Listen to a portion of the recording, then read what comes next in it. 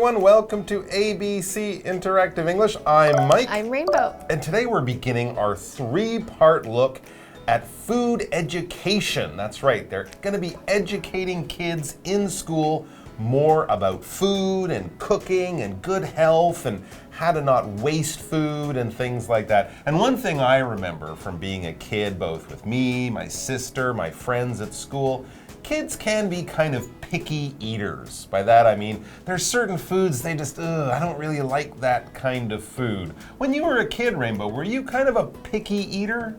Or are you a picky eater now even? More now. More now than when you were a kid? Yeah, I ate everything. I wanted to try everything. Oh my gosh. I remember one of the weirdest things that I ate.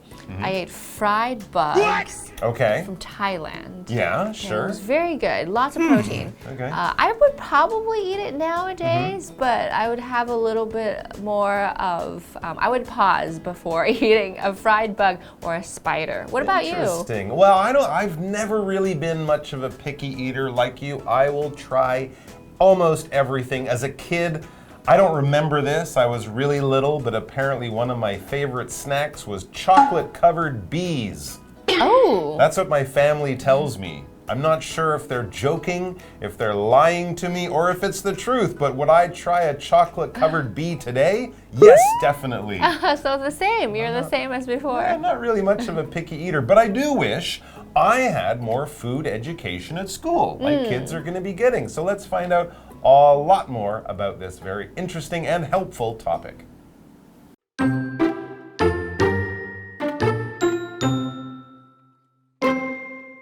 Many people in the world lack basic food skills. That's why governments everywhere are addressing food education in schools. They want students to have a good relationship with food and understand its importance.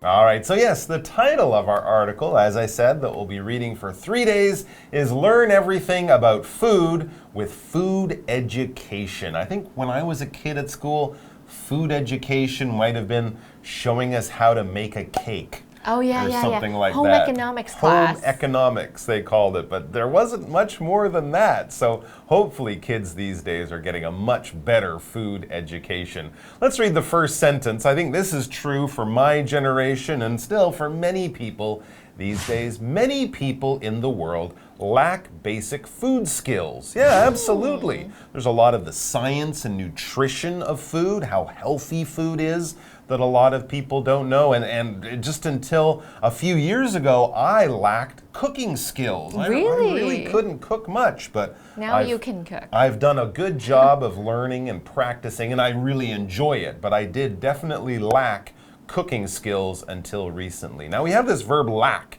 And that's a good word to use when we talk about things we don't have. Yes. Basically. So when we lack something, that means we're missing. This is not a part of our lives. So if we lack basic food skills, means we don't really know how to cook, and maybe we don't know how to talk about food groups, how to choose healthy vegetables, what nutrition our body needs. We don't have the skills, we lack them. We don't have them. And what we're lacking now is basic skills about food. Yeah, absolutely. Basic is an adjective, and it means basically simple, elementary, kind of a low level. If you're a beginner at anything, you are at a basic level, kind of a low level. And of course, as you get better, you might move up to intermediate, kind of middle, or really good, you might be an expert or have advanced skills. But if you're a beginner, if you're just starting to learn, or have only been doing it for a few months or weeks or even a year or so, you would probably still have some pretty basic skills, pretty simple, low-level skills. So, a lot of people lack basic food skills. I think that's true. Yes, and we are going to talk about how the government is going to be teaching people so that we all have these basic skills. So the next sentence says, that's why governments everywhere are addressing food education in schools. They want students to have a good relationship with food and understand its importance. Wow, so this is kind of a long sentence. It's talking about how when we talk about food, we're not just discussing it, but we want to have a relationship with it. So we want to know about it. How does this food make us feel? Why is it good for our bodies? It's not just like, oh, I'm going to eat and forget about it. So we might be addressing these important issues. And here, address is a verb. That's right. The article said that governments around the world are addressing this. Now, that's great news because not only in Taiwan, but in many other countries, governments and, of course, the schools will be addressing students' lack of food knowledge and food skills. When you address something, notice here it's spelt the same as the noun address. Right? Your street name, your street number, the apartment you live in, what you write on a card or a package. That's your address. When we use it as a verb here, we pronounce it a little differently, address, and basically it means to talk about something. When you talk about a topic or a subject, you are addressing this subject, okay? You're focusing the conversation and focusing people's minds on a certain important issue or something like that. If you get a bad grade at school, you might go home and your parents might say, we need to address your poor mark on the last exam. We have to talk about this. It's kind of a fancy way of saying talk about something. So when governments address things, basically they're paying attention to something. They're going to have plans to do something in a new way. They're going to definitely focus or concentrate on, in this case, food education. That's right. And we know that this issue is very important. So we're addressing the importance of food education. So here the word importance is a noun. It's spelled like important, but it has NCE at the end. So when something ends with ANCE, we know that that becomes a noun. So important, something that is what we need to know about because it is in our lives a lot. So that as a noun would be in the importance. And here we're talking about the importance of something very important, which is basic food skills. And right now we have a break coming up, so we'll see you very soon right after that.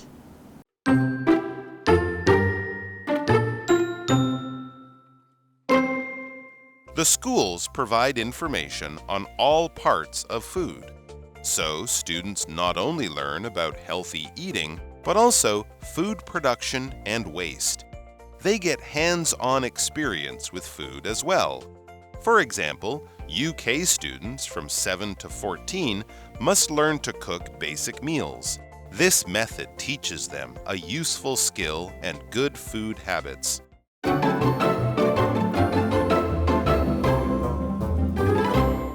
So let's find out what the government is teaching people in schools. The next sentence of the article says, the schools provide information on all parts of food. Interesting. So students not only learn about healthy eating, but also food production and waste. Oh, so we're talking about the different areas of food and how we relate to food. Right, absolutely. Of course, you would get basic scientific information about, the healthy vegetables to eat and why maybe red meat is not good for you. But also you'd learn about farming. That's food production, right? Because certain types of things that we eat, they take a lot more water and it's a lot more difficult for the environment to grow these things. And of course, waste. We've had lots of articles about waste. What is it, like 30 or 40% of the food that people buy at the supermarket ends up in the garbage. So of course, we want to know about that, learn about that, so we can make that situation better as well. But you'll also learn how to cook food, good healthy food. It says they get hands-on experience with food as well. When I'm thinking of hands-on experience with food, I'm thinking of cooking, but I guess it could also be gardening. Gardening. You can learn about food that way too. Let's go back up there and look at some of the new words we had. We had that word production. Food production. And I said basically that's farming. Well, yeah, food production is basically farming because production, the noun, means making things, right? If you're talking about a factory is a building for the production of products, of goods. We're not selling the goods, we're making the goods. So production is basically linked to making things. And next we have the word waste. And here, waste is a noun. So when we talk about wasting something as a verb, that means we're not using it. When we talk about waste as a noun, it's the thing that's not being used. And here we're talking about food waste, which is food that we don't eat that we throw out. So imagine you're getting Uber Eats and you just get a bit excited and you order too many things and you can't finish the food and you don't want to put it in the fridge, so you just throw it away. That becomes waste. So we know that if we don't finish what we eat or what we cook, then we produce a lot of waste, and this creates a big problem because people are not taking care of themselves and the earth because they're wasting things by creating food waste. That's right. Our waste goes in the garbage, into the garbage trucks, of course, if we don't recycle it. And our body waste, well, yeah, it goes into the toilet. That's where the body waste goes. Now, we also had this word hands-on. Hands-on experience, I think, was the term that they used in the article. Well, when we say hands-on, basically, we mean you're actually doing it. You're not just learning about it. You're not having a teacher tell you about it or watching about it in a movie or reading about it in a book. You are actually doing it. Your hands are on the thing, right? So a lot of doctors, for example, when they're students, they'll spend 4 or 5 years probably learning from books and from their professors. But then after a few years, once they have some good knowledge in their brains, they need to go to a hospital and get hands-on experience with real patients, real people, real sick people in a hospital, because that's the way they can actually become good doctors. You can't just learn it in a book. For many jobs, you need to actually do it. You need that hands-on experience. Okay, so let's take a look at our next sentence. It says, for example, UK students from 7 to 14 must learn to cook basic meals. Okay, so this is the age where the kids are taught how to cook in school as a class. This method teaches them a useful skill and good food habits. This must be including what kind of vegetables need to go in. Maybe we need to eat different colors. And how do we make sure the food is properly cooked? So there are a lot of methods that are being taught in these classes. That's great. And actually making useful meals is good. Because I remember it was around that age, 7 or 8, they taught us how to make a cake. Wow. I think the idea was you can make a cake for your parents for their birthday, and we thought that was pretty cool, but I think making a basic meal would be a lot more useful. Practical. I'm not going to eat cake all week long. So learning cooking methods will teach you different ways of cooking, frying things, chopping things up with a knife in a safe way, boiling things, cooking things in the oven. A method is basically a way of doing something. There's lots of ways of making yourself a meal, from boiling some rice to frying an egg to grilling a hamburger on a barbecue. These are different ways of cooking or different methods of cooking. And we want to make sure that we have good food habits. Yes. So a habit here is a noun, and that's something that you do all the time. And if you're talking about a food habit, it refers to maybe the types of food you eat. For example, you're eating vegetables and a little bit of meat every meal, or you're eating the right colors. I remember my mom gave me a habit. Make sure your food has colors, red, green. It's not all the same color. All brown. And I just have the habit of picking different colors. And even nowadays when I eat out, I want to see that there are different types of vegetables, and that's a good habit. A thing you do all the time. So of course, other good habits can include getting up early or resting, like meditation, brushing exercise. your teeth 3 times a day. That's a good habit. Or 2 or 3 times. That's a good habit. Yeah, so it's important to have a lot of good habits, and especially to know how to have good habits when it's about food. So that's it for today's article. We're going to be back with part 2 very soon. Until then, we'll see you soon. Bye. Take care. Many people in the world lack basic food skills. That's why governments everywhere are addressing food education in schools. They want students to have a good relationship with food and understand its importance. The schools provide information on all parts of food. So students not only learn about healthy eating, but also food production and waste. They get hands-on experience with food as well. For example, UK students from 7 to 14 must learn to cook basic meals. This method teaches them a useful skill and good food habits.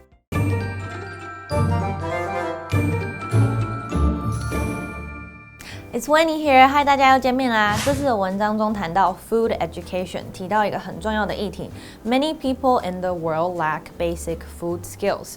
世界上许多人缺乏食物常识。那就看到今天的第一个单字是 lack， 动词缺乏。The rich old lady doesn't seem to lack anything。这位有钱的老太太好像什么也不缺。那接下来这个字是 importance， 名词是重要性。常常会用 the importance of 加名词，意指什么东西的重要性。This is a matter of great importance。这是一件十分重要的事。第三个字是 production， 名词制造或是生产。The production of the movie cost $20 million。这部电影的制作呢，耗资2000万美元。最后呢是 method， 名词方法。My method to be productive is to get enough sleep. Productive 从上面的 production 衍生来的形容词，有生产力的、有成效的意思。我保有生产力的方法就是有充足的睡眠。接下来看一下文法。首先呢，第一个用语是 A wants B to 加动词 ，A 想要、希望 B 做某件事情。Want 呢是想要、希望的意思，后面的动词要用不定词哦。My mom wants me to learn the piano. 我妈妈想要我去学钢琴。接着是 not only but also， 不止怎么样，还有怎么样，它是对等的连接词。The restaurant has not only good food but also excellent service. 这家餐厅不止食物好吃，还有很棒的服务。最后来看看是 A teaches B something. A 教 B 某件事。Teach 呢的三态看一下是 teach, taught。在此呢会是一个及物动词，教导的意思。My grandmother taught me a lot about cooking and baking。我的奶奶教我很多烹饪和烘烤相关的事情。OK， 大家下次见。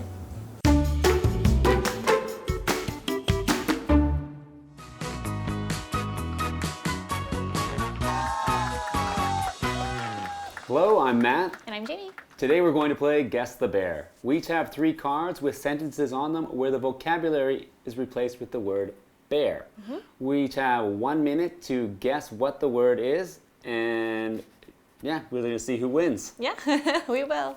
All right, I'll read first and you can guess, okay? Okay. All right, so 1 minute on the clock. Okay. Let's go. Okay, first one is a noun. Cars these days are made by Mass Bear. The theater puts on a bear of Romeo and Juliet. Production? That's right. Next one is a verb. Can you bear me how to program? Her grandfather will bear her about repairing engines. Teach? That's right. Okay, last one is a phrase, 2 words. He bears me bear go swimming, but I'm too busy. They bear her bear paint a mural for their shop. Wanted them to? That's correct. Yes. Wait, so oh really? It's wants somebody to. Oh. So that's right. You got it. So he wants me to go swimming, but I'm too busy, and they want her to paint a mural for the shop. Oh wow! I didn't think good job. it would fit. That was right. Okay. All right. All right. Ready? This is my turn. Okay. All right. Let's go. Okay. 1 word noun. He has a really useful bear for organization. And the scientist used different bears for their experiments. Oh. Really useful. 1 word noun. Yep. Talent. No, it doesn't work. Talent, skill. No. Really useful bear for organization. The scientists used different bears for their experiments. Tool. Similar. Okay, next one. Okay. 1 word verb. He's smart, but he really bears confidence in himself. And I knew I bared experience, but I applied for the job anyway. Lack. Very good. All right. One word noun. This project is of the utmost bear, and she emphasized the bear of safety while driving. Important. Good. Importance, yes. Good. Importance, yes. Okay, and now one word, noun. He has a really useful bear for organization. The scientists use different bears for their experiments. Useful. App. Similar to tool. I don't know. I'm out of time. Oh, it's okay. It's method. Method. Yeah. Okay. Method for organization. Okay. So he has a really useful method for organization, and the scientists use different methods for their experiments. Ah, okay. Yeah, That it's okay. makes It's sense close. now. Yeah, it was close. It's like tool, but yeah. No. The scientists. It's okay. So good job, though.